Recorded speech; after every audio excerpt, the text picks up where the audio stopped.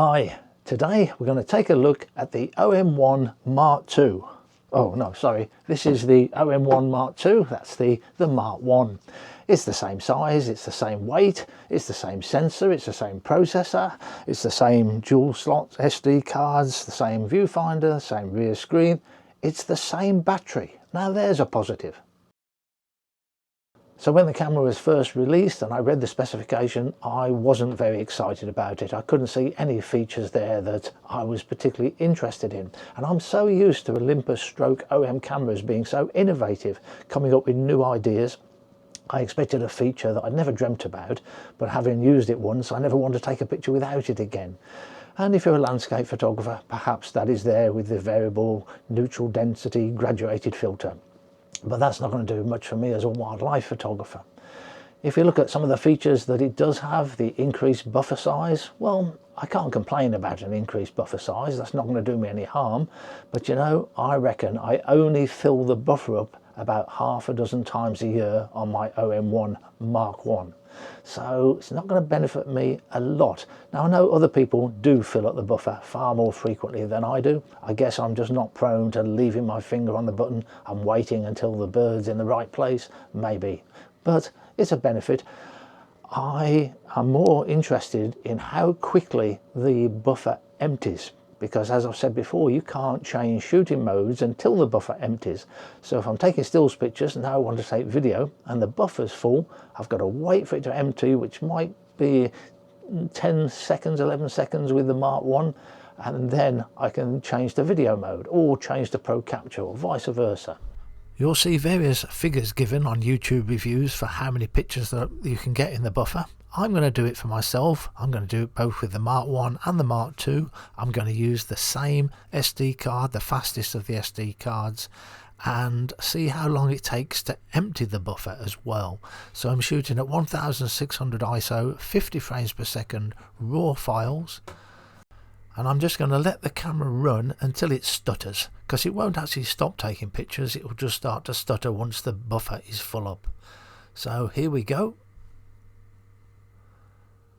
The camera's running now. You can see the red symbol up on the top and the buffer starting to empty out. And now I've stopped taking pictures and it's still writing all those pictures from the buffer to the memory card. And I'm timing this to see how long it takes. This is the Mark II camera. So it's still writing to the card at the moment. So that took 251 raw images and it took 22 seconds from when I stopped pressing the button to empty the buffer. The Mark 1 took 112 pictures and 10 seconds to empty the buffer with the same memory card. They've increased the range of frames per second that you can shoot with a blackout-free viewfinder. Now a blackout-free viewfinder, very important to me. I wouldn't have bought the Mark 1 if it didn't have that feature.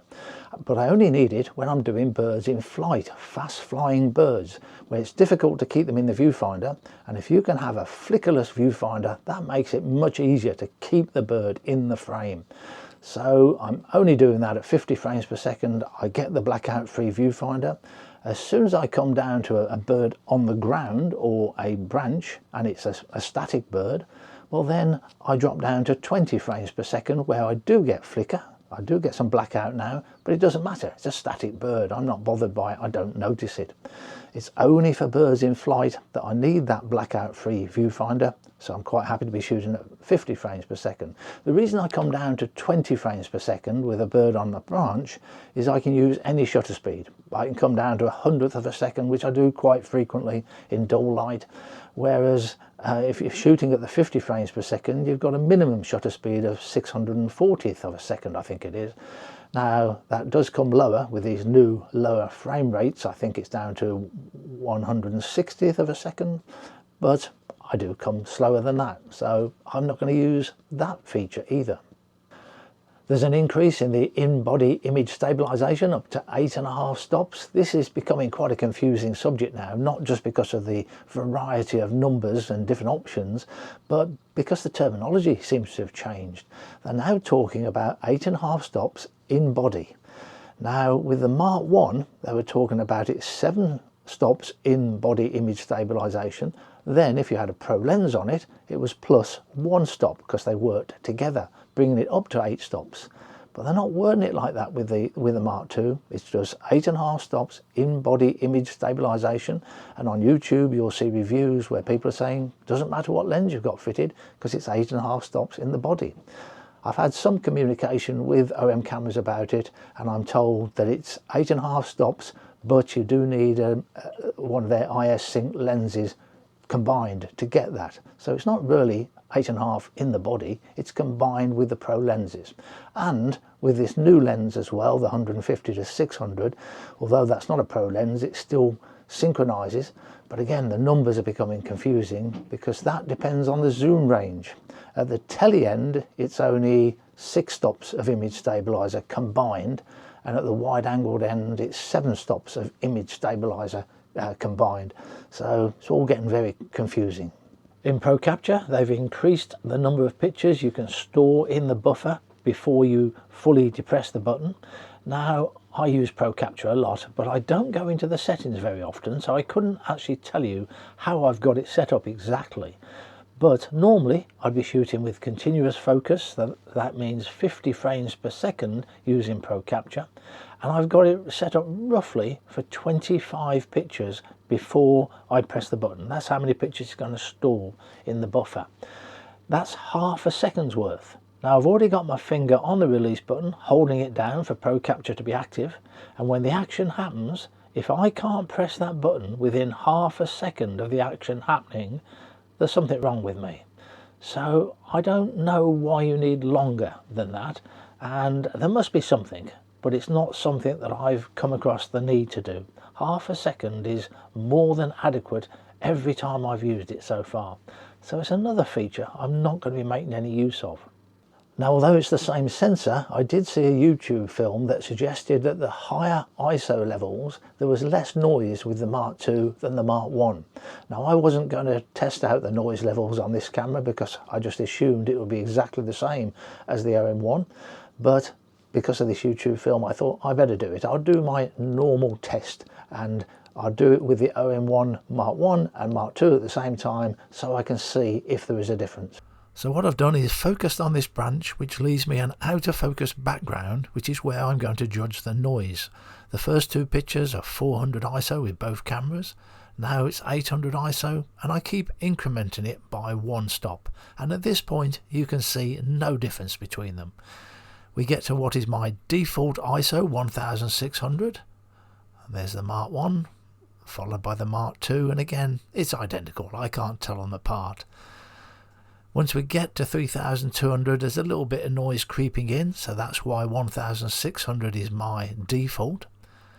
Now I won't show you every picture. Let's jump up to 25,600 ISO. Mark I, then the Mark II. Now you might struggle to see a difference on YouTube, but I can see it on my computer, and it's correct that the noise is slightly less on the Mark II than the Mark I. Now you sort of look at it and hesitate, but you eventually convince yourself, yes, there is a marginal difference.